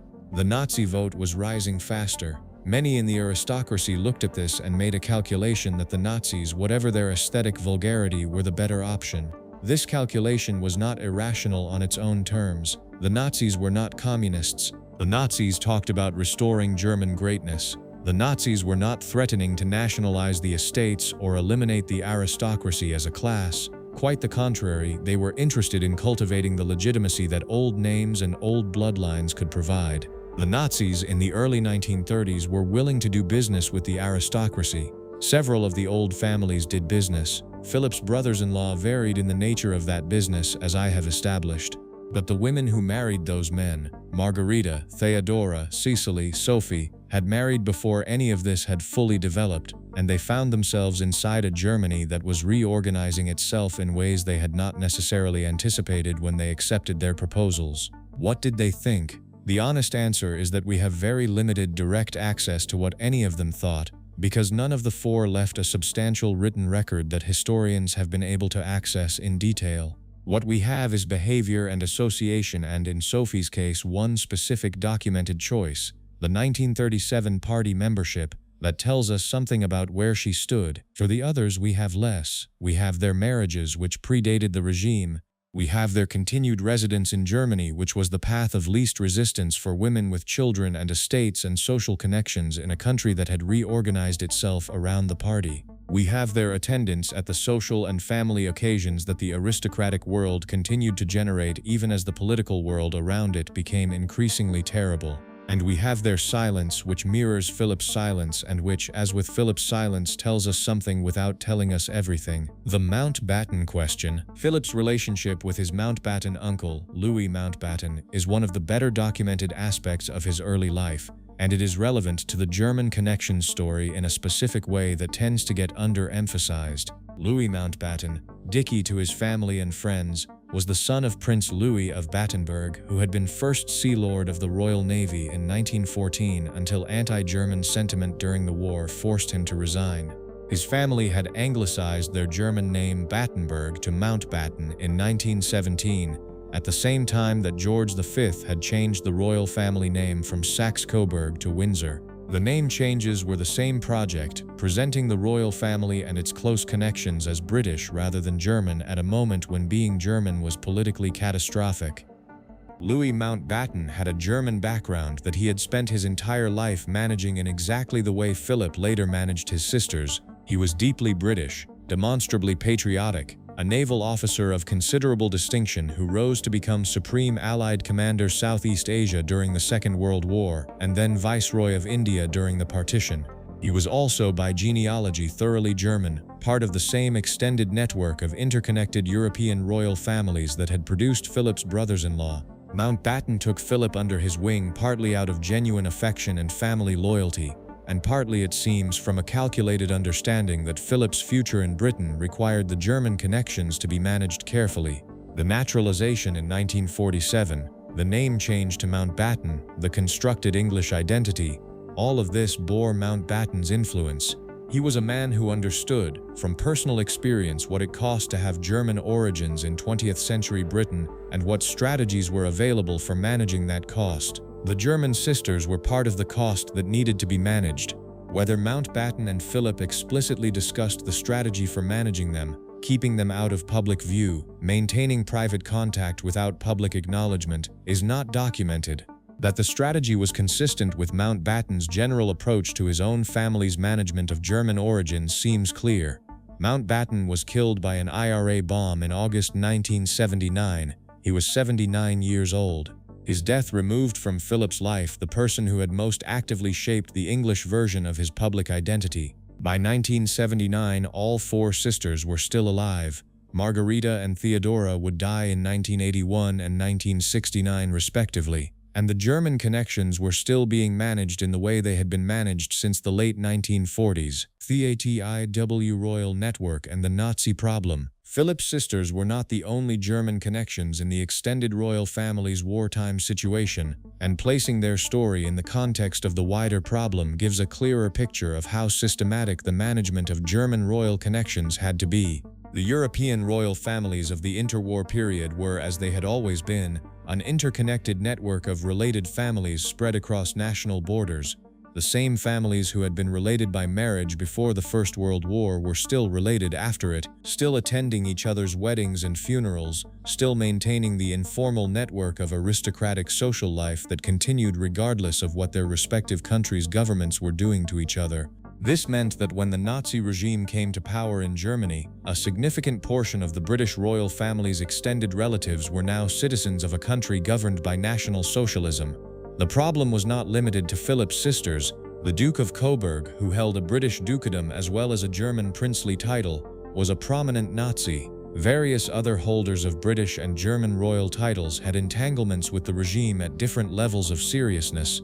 The Duke and Duchess of Windsor's wartime conduct was the most dramatically documented and the most actively suppressed, but it was part of a wider pattern rather than an isolated case.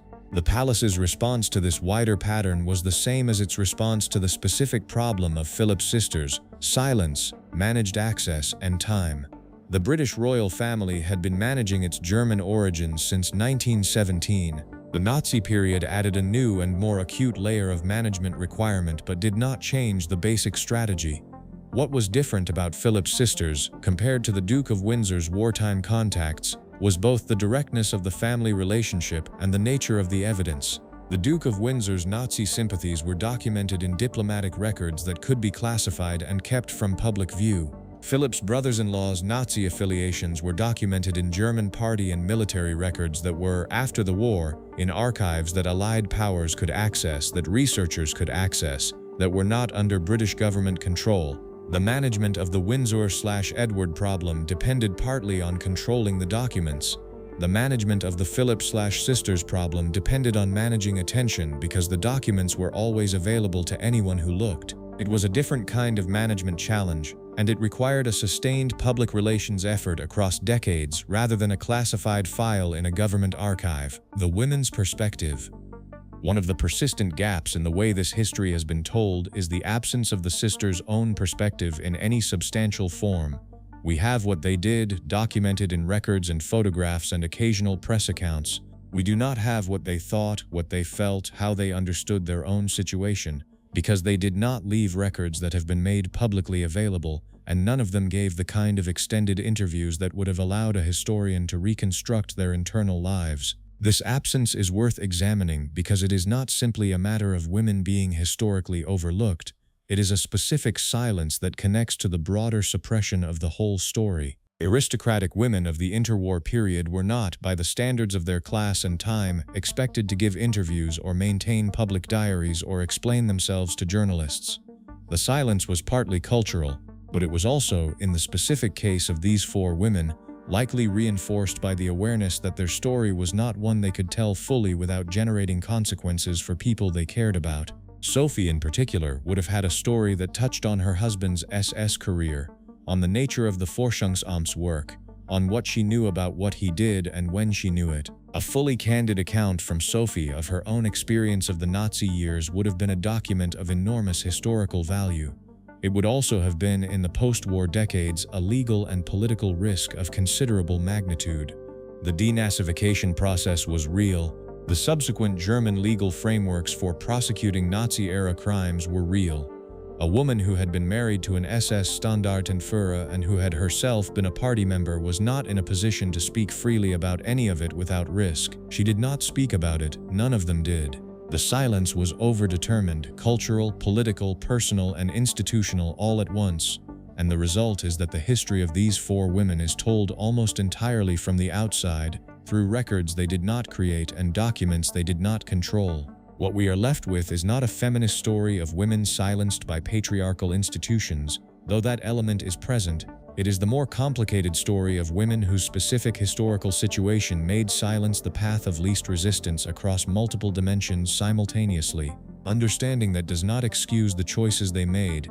It does help explain why the choices remain so difficult to document and so contested in their interpretation. The palace in the internet age. The internet changed the conditions of historical management in ways that the institutions doing the managing had not fully anticipated. The palace had spent 5 decades successfully keeping the German sisters out of the mainstream public consciousness by managing a relatively small number of media organizations, by maintaining the social and professional relationships with journalists that made sustained adversarial coverage costly, and by relying on the practical difficulty of archival research to limit how much of the detailed documentation actually reached the public. The internet eliminated some of these conditions. Archival documents that previously required a trip to Darmstadt or to the Berlin Document Center became accessible in digitized form. Academic journals that previously required library access became available online. Wikipedia, for all its limitations, created a publicly accessible baseline of documented facts that anyone could consult. The specific details of Christoph's SS rank, Sophie's party membership, the Forschungsamt connection, all of this became findable by anyone with a search engine and a few minutes of curiosity. This did not immediately end the management of the story. The gap between what is findable and what is widely known is still enormous, and most people interested in the royal family were not conducting archival research. But it changed the dynamics. A journalist writing about Philip's early life could no longer rely on the practical difficulty of finding detailed information about the German sisters as a reason not to include it. The information was there. Including or excluding it became a more explicitly editorial choice. The 2006 documentary in which Philip addressed the 1937 funeral can be understood partly in this context. By 2006, the Petropolis book had been published, the academic literature was accessible online, and the palace could not assume that the German connections were as thoroughly buried as they had been in 1987 or 1997. The documentary response, acknowledge the funeral, provide some context, decline to go further, was the available response in an environment where saying nothing was no longer a fully viable option. The death of Philip in 2021 generated a new round of coverage that was more detailed on the German connections than any previous round had been. Obituaries in major newspapers included the sisters, the brothers-in-law's affiliations, the party memberships. The coverage varied in its depth. Some accounts were still using the comfortable framing of tragic circumstances and difficult choices, while others were more specific about the nature of the affiliations and the choices involved. But the information was present in a way it had not been in previous rounds of coverage. The archive has, in the end, outlasted the management. This is usually how it goes. What Germany has done and what Britain hasn't. One of the most revealing aspects of this entire story is the gap between how it has been treated in Germany and how it has been treated in Britain. Germany has engaged with the question of aristocratic collaboration with the Third Reich through a sustained process that has involved academic research, legal proceedings, parliamentary investigation, and a cultural reckoning that is ongoing. The German aristocracy's role in the Nazi project, from the enthusiastic collaboration of figures like Philip of Hesse to the more ambiguous participation of dozens of other titled families, is part of German historical education in a way that it simply is not part of British historical education. This is partly because Germany had no choice. The occupying powers after 1945 imposed a denazification process that required systematic examination of who had done what. The German legal system subsequently developed frameworks for prosecuting Nazi crimes that kept the question of individual responsibility before the public in ways that the British system, not having fought on German soil and not having been occupied, never had to develop. But it is also because Germany made a sustained cultural choice to confront the Nazi period rather than look away from it. The Holocaust memorialization infrastructure, the educational requirements, the legal framework around Holocaust denial, these are markers of a country that decided at some level of collective commitment that the history had to be faced rather than managed.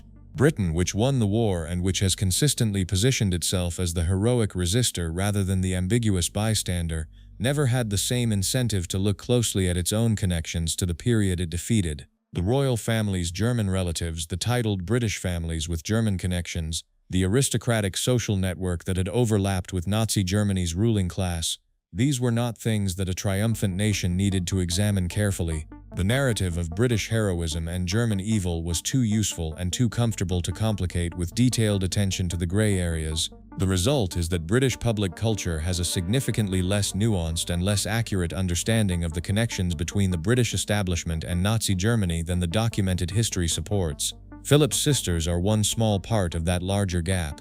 But they are the part that connects most directly to the institution at the center of British national identity, and they are therefore the part that the management effort was most sustained and most effective in suppressing.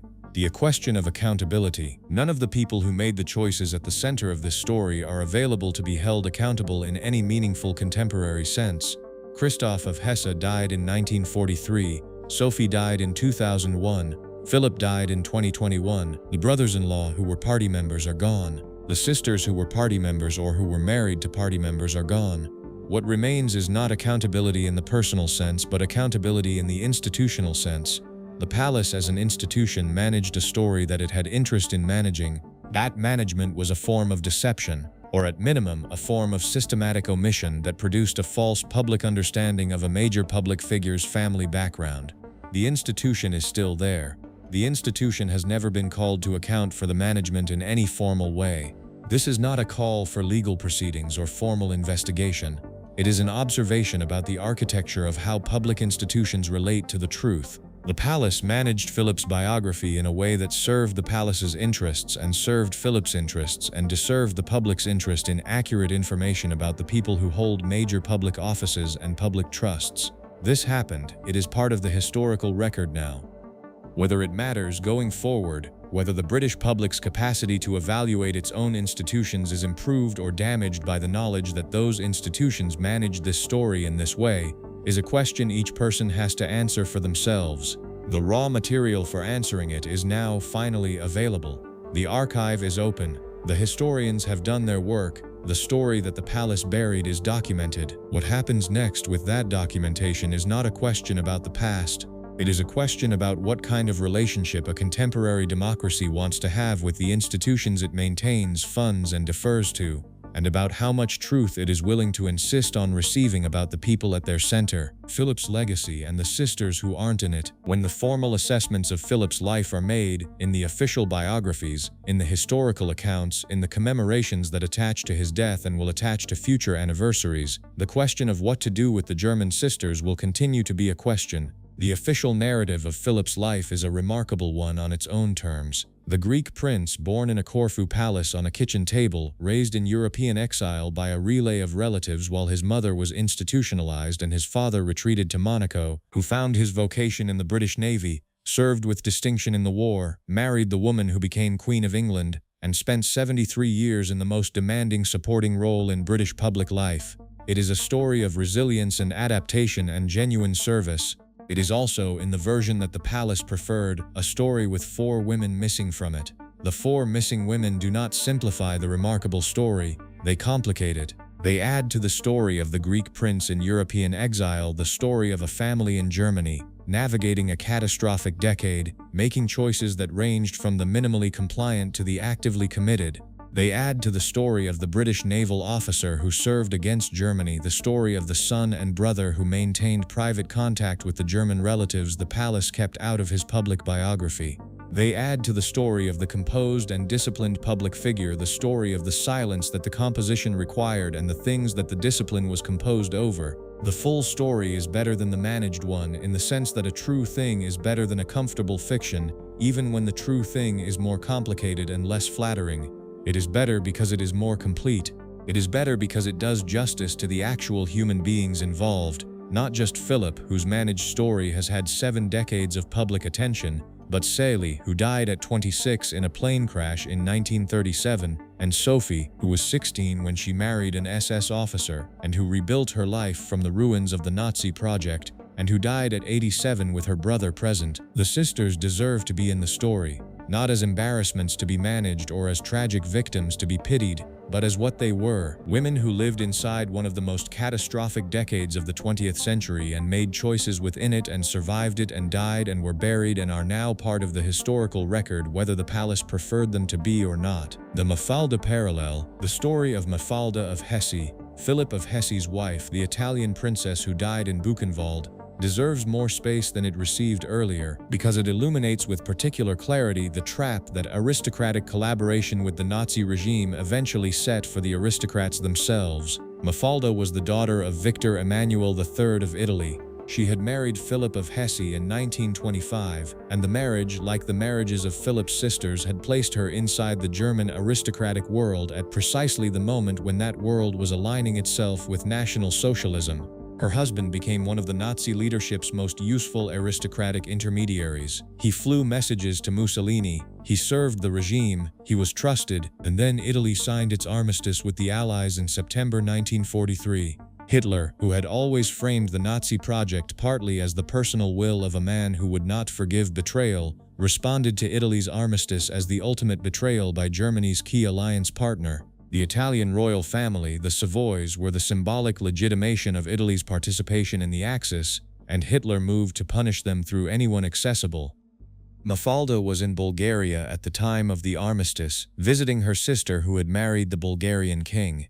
She was lured back to Rome through a deceptive telegram, a message purportedly from the Italian royal household that turned out to be a Gestapo trap. She was arrested. She was taken to Germany. She was sent to Buchenwald concentration camp. Buchenwald was not an extermination camp in the technical sense. It was a labor camp with an associated medical experimentation program that killed people by working them to death and by deliberate medical abuse. The conditions were catastrophic. The survival rate among prisoners was poor. Mafalda, who was by this time an Italian royal princess whose husband had served the Nazi regime for a decade, was treated as a prisoner rather than as the aristocratic hostage that it might have been more strategically useful for the SS to hold in better conditions. She died in Buchenwald in August 1944 of injuries sustained during an Allied bombing raid. She was 43 years old. Her husband survived the war, was tried at Nuremberg on minor charges, and was sentenced to a term of imprisonment that he served in part.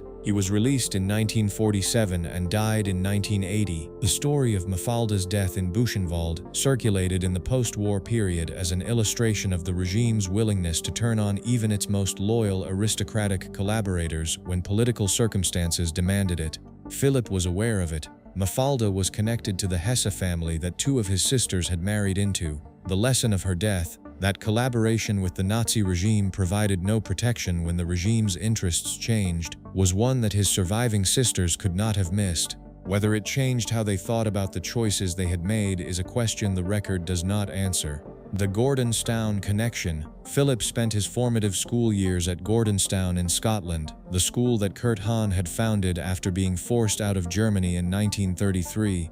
Hahn, who was Jewish, had built his first school at Salem on the Baden estate, the same estate that belonged to Theodora and Berthold, Philip's sister and brother-in-law.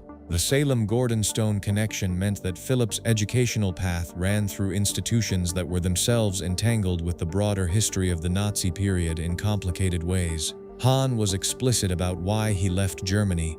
He had written and published an open letter attacking the Nazi Party after the Potempa murders in 1932.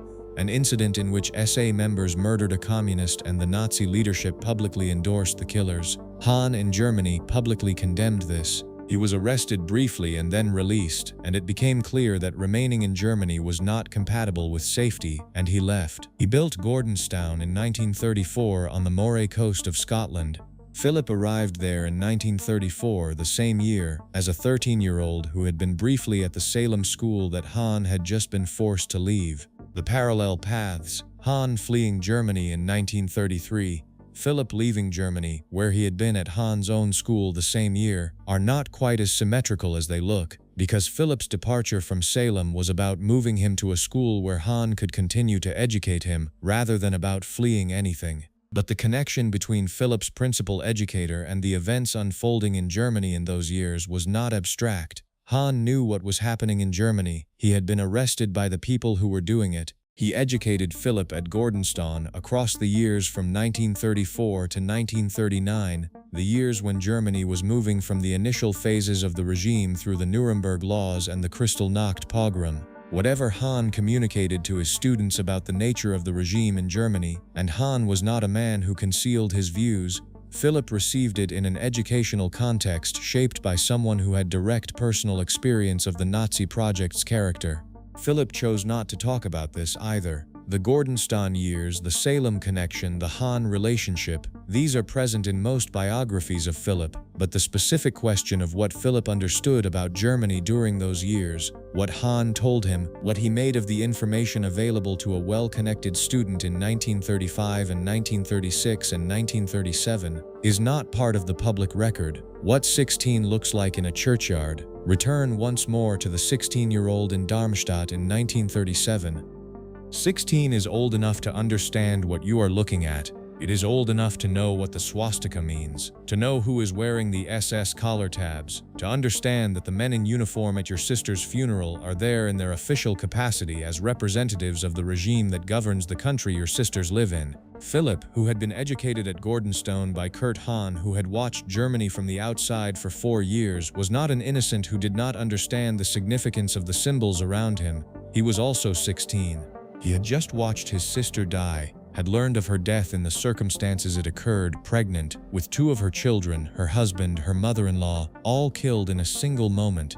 Grief at 16 is not processed through political analysis. It is absorbed in the body, stored in places that take years to access, processed incompletely and with the specific incompleteness of adolescence. What the 16-year-old in the churchyard understood, in the full political and historical sense, is a question without a certain answer. What he saw, the swastika banners, the SS uniforms, the gathered officials of the regime his brother-in-law Christoph served, he saw, and he stood in it, composed, because composure was the language his family spoke when things were terrible, and because there was nothing else to do. He never told us what he thought while he was standing there. The photograph tells us what he looked like. A dark-suited teenager among uniforms, his face giving nothing away, in the particular discipline of a person who has learned very young not to show what he is feeling in public.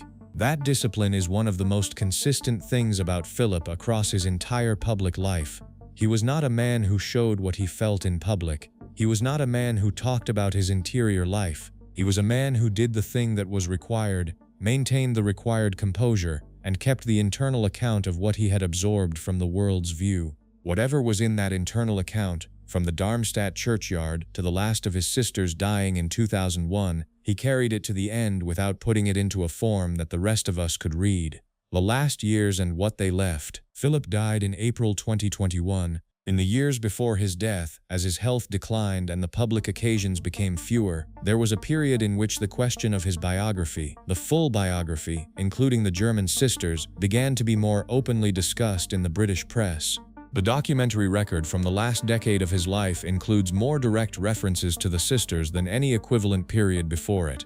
Some of this was the internet effect. Some of it was the change in the broader culture of how royal biography was written and consumed.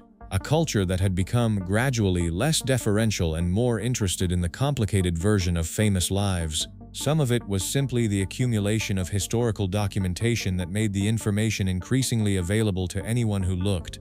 Philip did not change his public approach in his final years. He remained silent on the German connections in any substantive sense. The 2006 documentary remained the most he had publicly said about it, and by the standards of what the documentation showed was there to say, it was very little. He was aware in his final years that the history was increasingly accessible.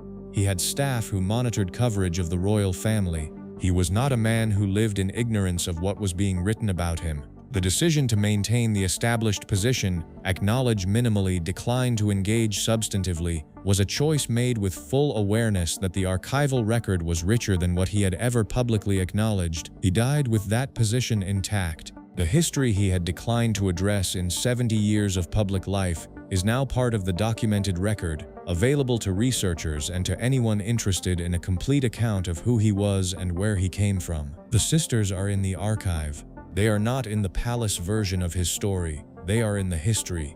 A coda on what is still unknown. There are things that this story cannot establish because the evidence to establish them does not exist in the public record.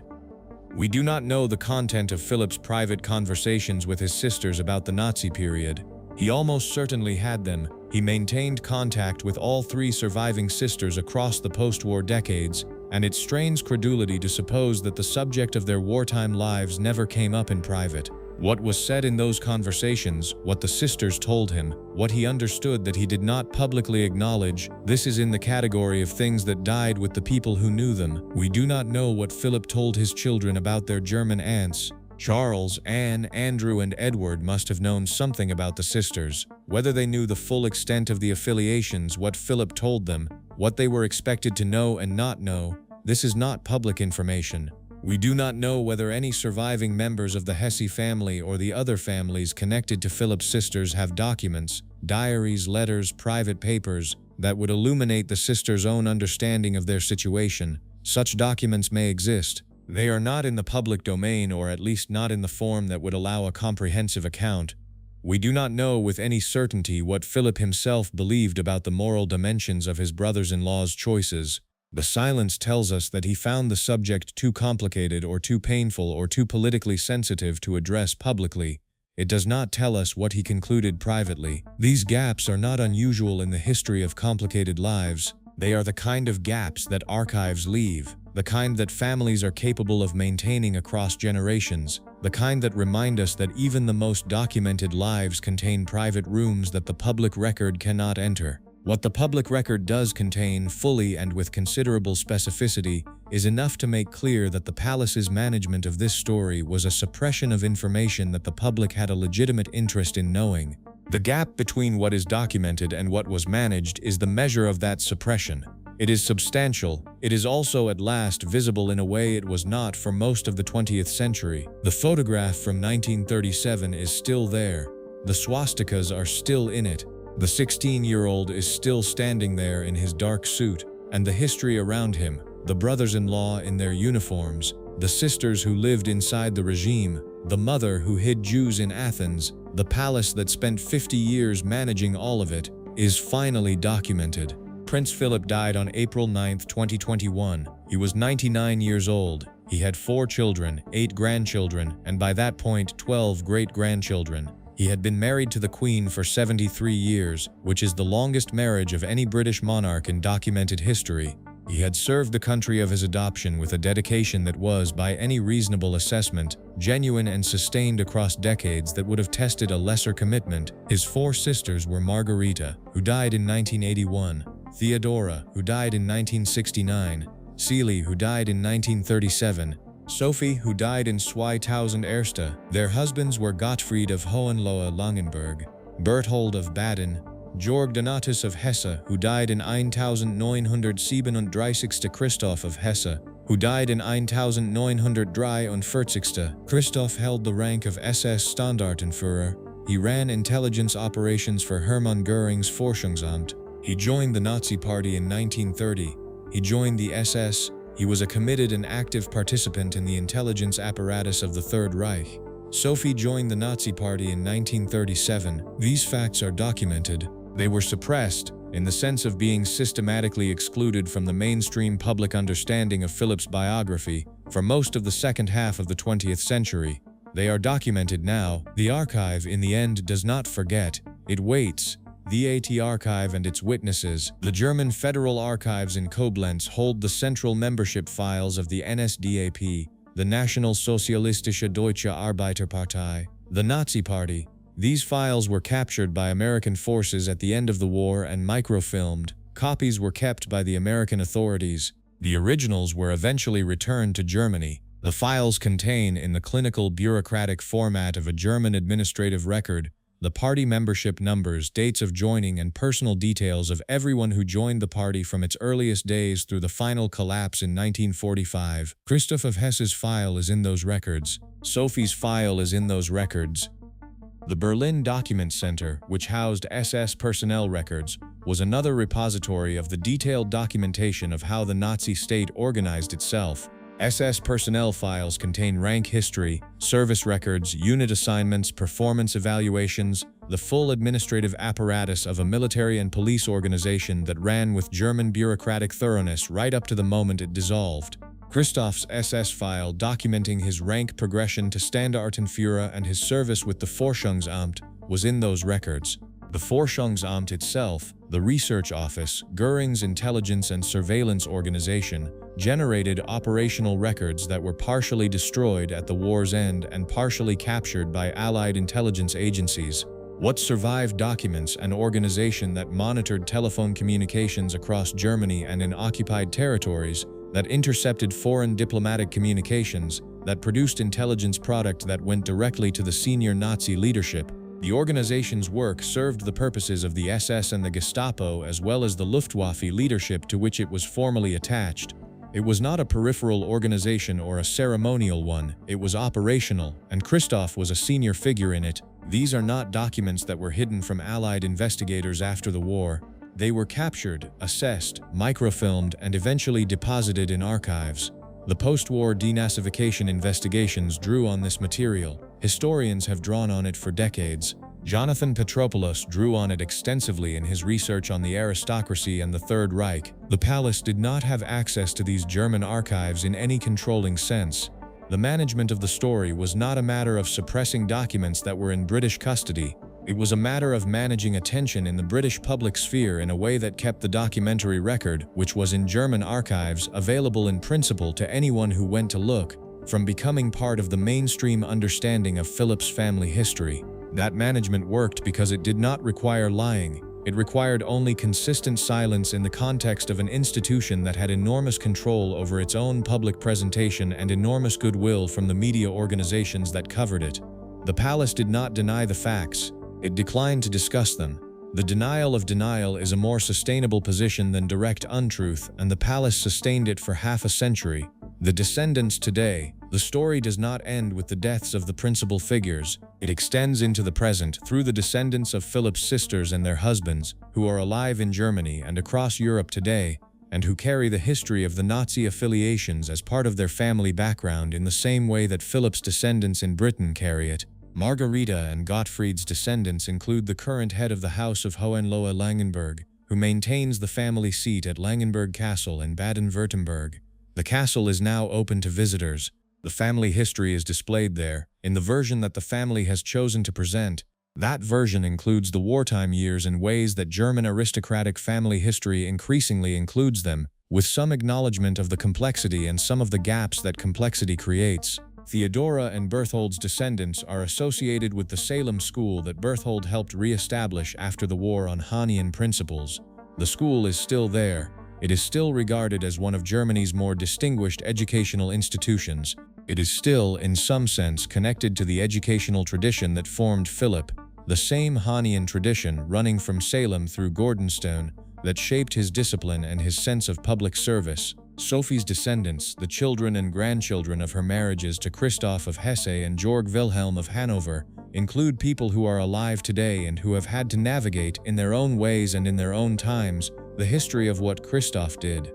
Germany's ongoing cultural reckoning with aristocratic collaboration means that this navigation has been more explicit and more public in Germany than the equivalent navigation has been in Britain. Some of these descendants have engaged with the history more directly than others. The pattern in German aristocratic families that were connected to the Nazi project has been, in recent decades, toward greater openness. Family archives made available to researchers, public statements acknowledging the nature of the affiliations, participation in historical projects that document the period honestly.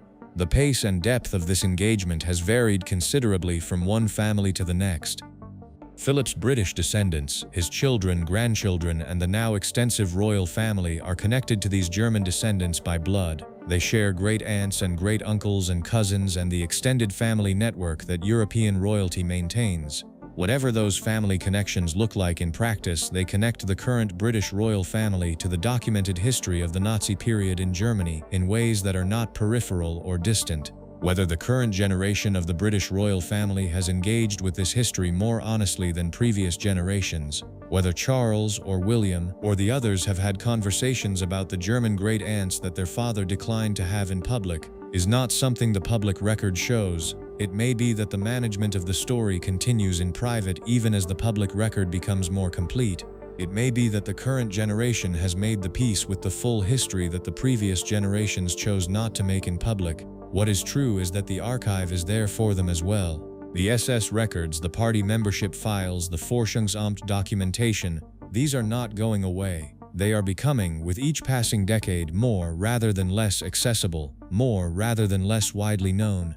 Whatever the palace managed for 50 years, the management is over in the archival sense. The history is documented. It is there for whoever wants to find it. Thank you for watching. For more detailed historical breakdowns, check out the other videos on your screen now and don't forget to subscribe.